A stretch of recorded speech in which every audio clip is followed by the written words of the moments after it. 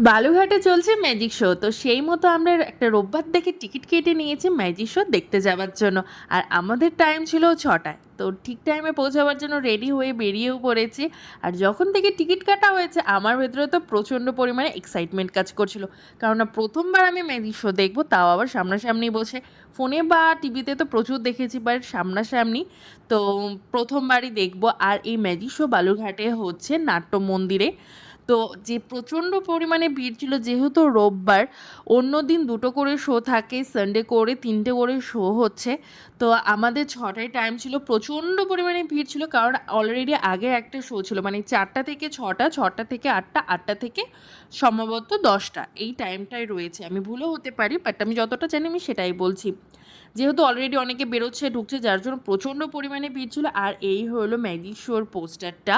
আর আমাদের যে magic show দেখাবে, ম্যাজিশিয়ান হচ্ছে হেমরাজ, ম্যাজিশিয়ান হেমরাজ হচ্ছে তার নাম। তো প্রচণ্ড পরিমাণে ভিড় ছিল, যেহেতু টিকিট অলরেডি আমাদের কাটা রয়েছে, তো সেই চিন্তা ছিল না। তবু অনেক কষ্ট করে ভেতরে চলে এসেছি। আর ভেতরে হচ্ছে পপকর্ন আর হচ্ছে চিপসের স্টল বসেছিল। আপাতত আমরা কোনো কিছুই নেইনি, প্রথমে আগে ভেতরে গিয়ে বসি। আর এখানে টিকিট চলছে হচ্ছে 100, 150, 200, 300 এরকম। ওপরে যে দেখতে পাচ্ছ তারা হচ্ছে 150 টাকার। আমরা যেহেতু 300 টাকার কেটেছি, তো তার জন্য হচ্ছে একদম সামনে, তারপরে 200, তারপরে 100, এভাবে চলছে হচ্ছে সিটগুলো। তো এখন স্টার্ট হয়ে যাবে। যারা বালুরঘাটে রয়েছে এখনও অবধি ম্যাজিক শো দেখতে যাওনি, আমি বলবো একবার গিয়ে দেখে আসতেই পারো।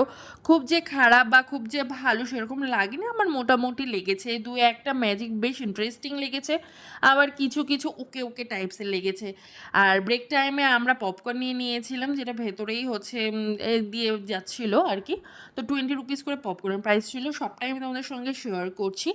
ঠিক আছে, ম্যাজিক ব্রেকের পর আবারও কিছু ম্যাজিক দেখিয়েছে। দু একটা ম্যাজিক খুব ইন্টারেস্টিং টাইপের ছিল, বেশ রোমাঞ্চকর টাইপের ছিল। আর দু একটা তো সেরকম লাগেনি, মোটামুটি লেগেছে।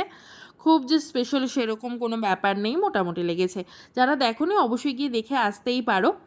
আর তারপর আমরা বেরিয়ে এলাম, সেই টাইমেও দেখতেই পাচ্ছ কতটা ভিড়। এখন পাক্কা 8টা বাজে ঘড়িতে, সেই টাইমে প্রচুর ভিড় ছিল, যেহেতু এর পরে আরও একটা শো রয়েছে। তো আজকের ভিডিও এতটুকুই, দেখা হচ্ছে অন্য কোনো ভিডিওতে। ততক্ষণে সবাই ভালো থেকো, বাই।